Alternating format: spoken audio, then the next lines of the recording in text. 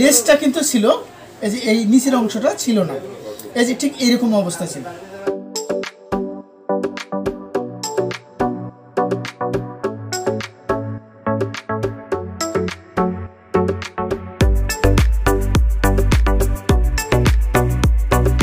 এই যে আমার সিলিটা দেওয়া লাগবে একদম মাথা দিয়ে নয় কিন্তু।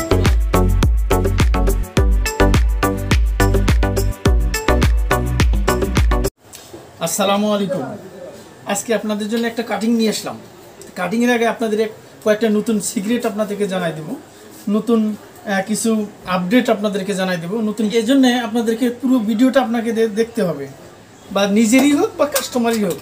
থ্রি পিস যারা নিয়ে আসে, থ্রি পিস আনার পরে থ্রি পিস কিন্তু ঠিক এরকম থাকে। সামনের যে ফ্রন্ট পার্টটা, এই ফ্রন্ট পার্টটা কিন্তু এরকম ভারী কাজ করা থাকে, কিন্তু ব্যাক পার্ট এই যে দেখেন, এটা net three piece, back part কিন্তু পুরোটা এরকম প্লেন, একদম ঢালা, মানে কোনো কাজ নাই। তো এই অবস্থায় যদি কোনো টেইলার্স বা বাসায় কেউ যদি এই অবস্থায় ঠিক এইরকমভাবেই যদি কেউ সেলাই করে, তাহলে কিন্তু একটা সমস্যা হবে। সমস্যাটা কি? তখন পিছনটা কিন্তু মানে এরকম করে উড়বে বা ঢুলবে, পিছন থেকে সরে যাবে, আর এটা সামনেটা নিচের দিকে টানবে। আমি কয়েকটা সিক্রেট আপনাদেরকে বলে দিব, যার কারণে আপনারা বুঝতে পারবেন। একটা উদাহরণ আপনাদেরকে দিই। এই থ্রি পিসটা কিন্তু যেরকম সামনে ভারী কাজ করা ছিল, এই যে থ্রি পিসটার সামনে ভারী কাজ করা ছিল, শুধু এই যে এই লেসটা কিন্তু ছিল, এই যে এই নিচের অংশটা ছিল না, এই যে ঠিক এইরকম অবস্থা ছিল। এই যে এই পাইপিংটাও ছিল না, এই যেরকম এই অবস্থায় ছিল। এবং ব্যাক পার্টটা ছিল কীরকম, এই যে দেখুন, এই ব্যাক পার্টটা ছিল এই যেরকম প্লেন। আমি যে প্রথমে যেভাবে দেখালাম, এইরকম ব্যাক পার্টটা ছিল প্লেন। এটা কিন্তু পায়জামার কাপড়, এই ইয়াটা হচ্ছে পায়জামার কাপড়। সুন্দর হয়েছে, দেখতে আকর্ষণীয় এবং একেবারে মজবুত হয়েছে। এই যে সেলাই একদম পাকা সেলাই দিয়ে দেওয়া আছে। আমি কিন্তু ব্যাক পার্টে ঠিক যেভাবে আমি পাইপিং দিয়ে দিচ্ছি, এই যে ঠিক একই রকম পদ্ধতিতে আমি যে আজকে আমি যে এই কাটিং করবো, এই কাটিংয়ের আগে এটাও আমি বলে নিই। কারণ থ্রি পিস এখন বর্তমান থ্রি পিস কিন্তু দোকানে যখন নিয়ে আসে, কাটিংয়ের অবস্থায় থাকে না। করা লাগে কি, সম্পূর্ণটা থ্রি পিসগুলো আমাকে পাট করে করা লাগে আয়রন করা লাগে। যখন স্তরে আয়রন করার পরে এই যখন একদম কাটার এখন হচ্ছে কাটার উপযোগী হয়ে গেছে। তাই আমার এই থ্রি পিসটাও কিন্তু এই যে শুধু সামনে এই লেসটা লাগানো ছিল। লেসটা লাগানো ছিল কোথায়? এই যে দেখেন, লেসটা লাগানো ছিল যে এইখানে, এই যে এইভাবে লেসটা লাগানো ছিল শুধু সামনে। আর ব্যাক পার্টে কিন্তু একদম সম্পূর্ণ ঢালা, ব্যাক পার্টে কিছুই ছিল না। আমি কি করব সেটা হচ্ছে, এই যে এটা কিন্তু এই কালার হচ্ছে পায়জামার কাপড়, এটা হচ্ছে পায়জামার কাপড়। আমি কি করব, ঠিক একই পদ্ধতিতে আমি যেটা এর আগে পুরো ইয়াটা দেখাইলাম, উদাহরণটা যে দিলাম, এই যে আমি কিন্তু এটা কাটিয়ে নিচ্ছি কী মাপে, যে কোনো এটা মাপ একটু চিকনো হইলেও এরকম চওড়া হইলেও হয়, এর কোনো মাপ নাই। তবে আমি কেটে নিচ্ছি মোট 7 ইঞ্চি। তা 7 ইঞ্চি যদি আমি 2 ভাঁজ করি তাহলে 3.5 ইঞ্চি। এবং 3.5 ইঞ্চি হাফ ইঞ্চি সেলাই মার্জিন বাদ দিলে এটা থাকতেছে 3 ইঞ্চি। এই ইয়েটা হবে আমার, এই পাইপিংটা হবে মোট হচ্ছে এই যে 3 ইঞ্চি। এখানে পাইপিং, এই যে এইটা চওড়া পাইপিং হচ্ছে, এখানে কিন্তু আরেকটা পাইপিং হবে, সেটা হচ্ছে এই যে পাইপিংটা ঠিক এরকম করে হবে। যদি এরকম করে পাইপিংটা দেখতে ফ্যাশনেবল হবে, আকর্ষণীয় হবে, মজবুত হবে। তো যাই হোক, এখন এই যে সামনে লেসটা, এটা কিন্তু এই লেসটা এই এক পাশে কাজ করা আছে এবং এই পাশে সেলাই দিতে হবে। এখানেও কিন্তু আমি আরেকটা সিক্রেট বলে দিচ্ছি, এখানেও কিন্তু দেখা যাচ্ছে এই লেসটা জামাটা লংটা কমানো যাবে এবং বাড়ানো যাবে। বাড়ানো যাবে কিভাবে?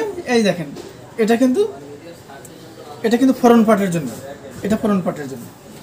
এই লেসটা যখন আমি জামাটা যদি বাড়াইতে হয়, তখন করা লাগবে কি, এই যে আমাকে এই যে এখানে সেলাই দেওয়া যাবে না, আমাকে সেলাই দেওয়া লাগবে কোথায়?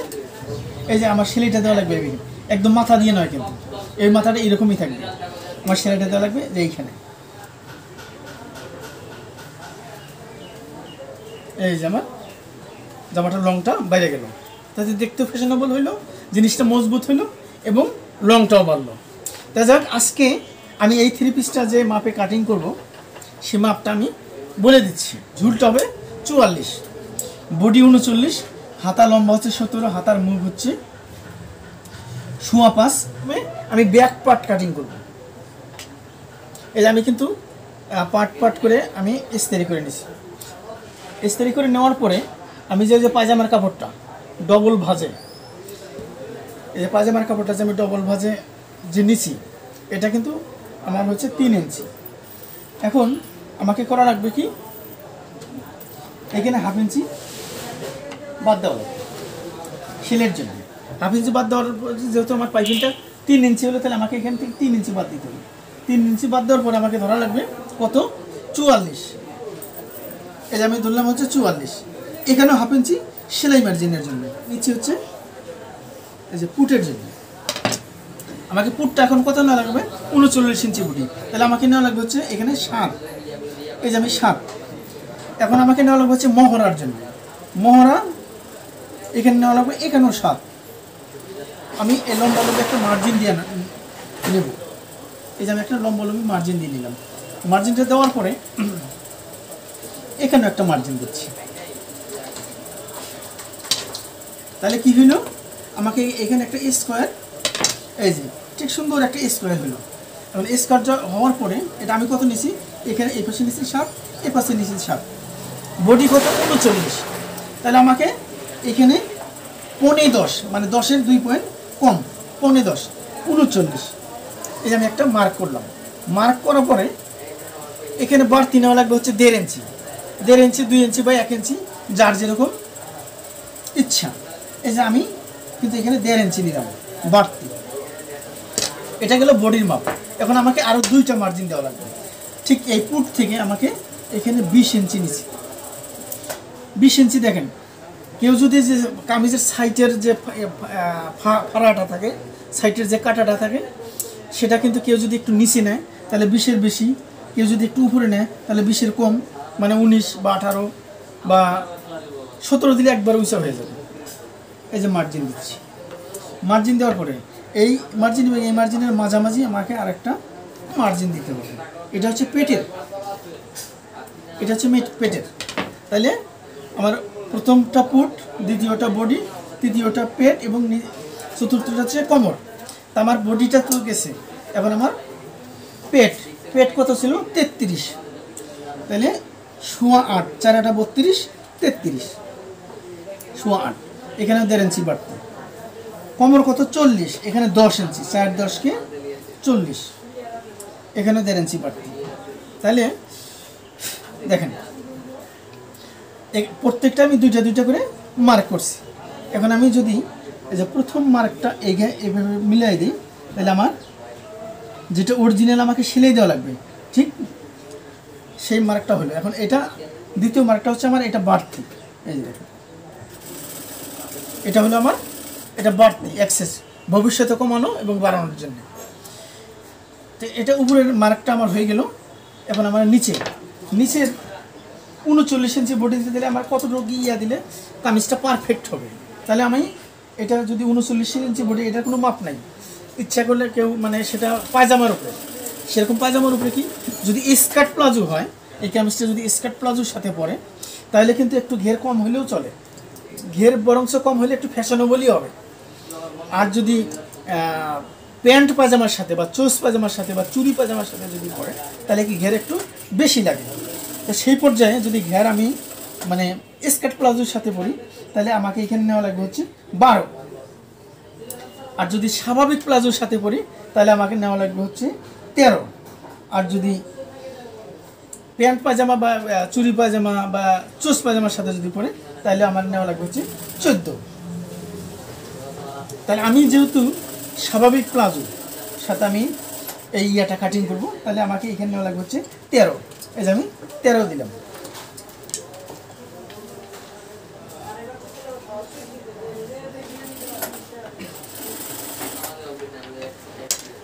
এই যে আমার মোটামুটি ফরম্যাট হয়ে গেল। এখন আমি কাটিংটা করে নেব।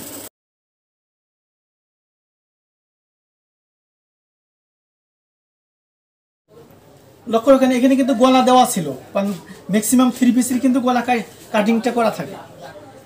লম্বাটা কত 44। তো এই অবস্থায় দেখা যাচ্ছে যে উপরেও কাজ করা আছে এবং নিচেও কাজ করা আছে। এটা কিন্তু আর খোলা যাবে না, যেটা খোলা গেছে সেটা হচ্ছে এটা আলাদা ছিল, এইভাবে জয়েন দেওয়া ছিল, এটা আলাদা ছিল, সেলাই ছিল, যার জন্য খুলছি। এখন আমাকে এইটা সহ দেখা লাগবে যে 44 আছে কিনা, বা 44-এর বেশি আছে কিনা, বা 44-এর কম আছে কিনা।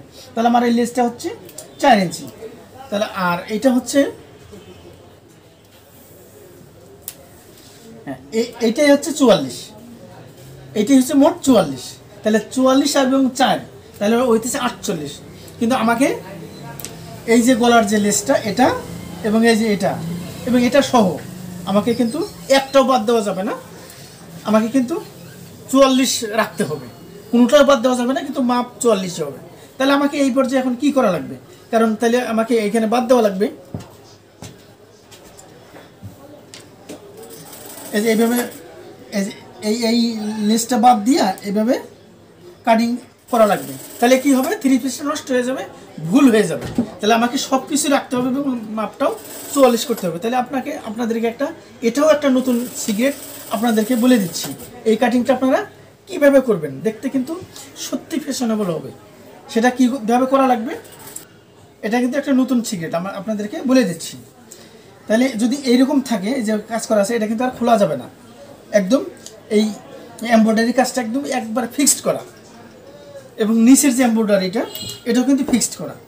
এই যে এই ফুট থেকে এখানে আমাকে নেওয়া লাগবে হচ্ছে 10 ইঞ্চি নিচে একটা এইভাবে একটা মার্ক করতে হবে, 10 ইঞ্চি। এপাশেও ঠিক 10 ইঞ্চি।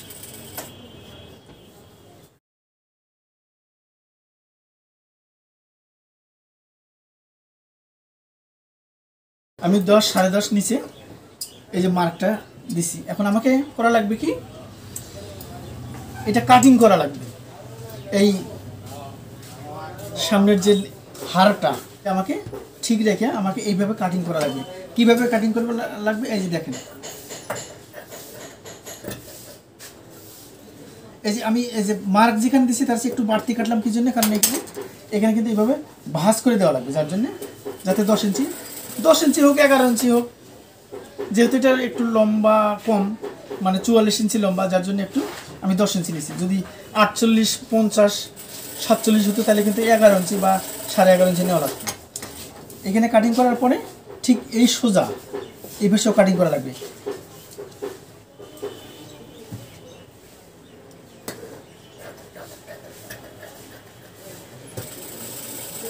এখান থেকে কিন্তু 1/2 ইঞ্চি, এই যে এটার থেকে 1/2 ইঞ্চি বাদ দিয়ে, কিন্তু এই যে 1/2 ইঞ্চি বাদ দিয়ে এই পর্যন্ত একবারে মানে গোড়ায় লাগিয়ে দেওয়া যাবে না। এই যে 1/2 ইঞ্চি বাদ দিয়ে আমাকে এভাবে কাটিং করা লাগবে। 1/2 ইঞ্চি বাদ কেন, আমি এটা কাটিং করে দেখাচ্ছি।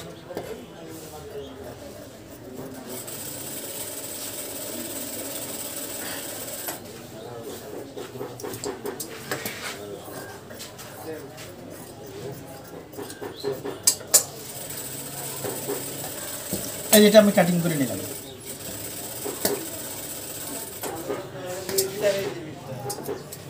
এই যে 1/2 ইঞ্চি বাদ কেন, কারণ এটা এভাবে ভাঁজ করে সেলাই দেওয়া লাগবে, যার জন্য 1/2 ইঞ্চি বাদ দেওয়ার কারণ। এবং এখানে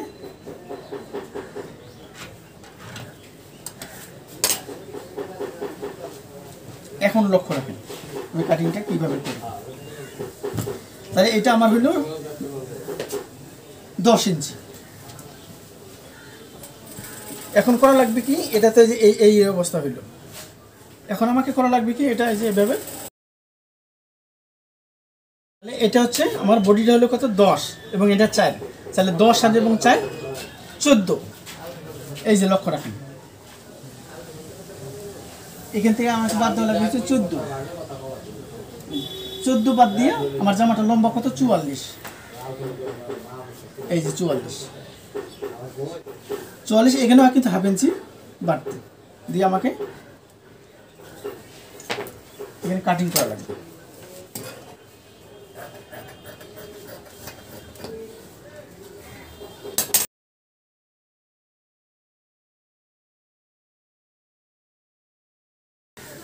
তাহলে আমি এখন করবো কি, এই ফ্রন্ট পার্টটা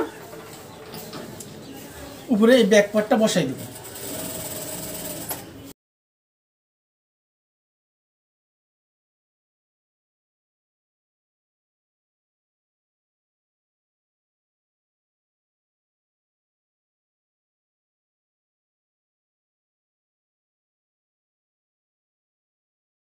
আমার কিন্তু ব্যাক পার্ট এবং ফ্রন্ট পার্ট কাটা হয়ে গেল, কাটিংটা হয়ে গেল। এখন আমাকে হাত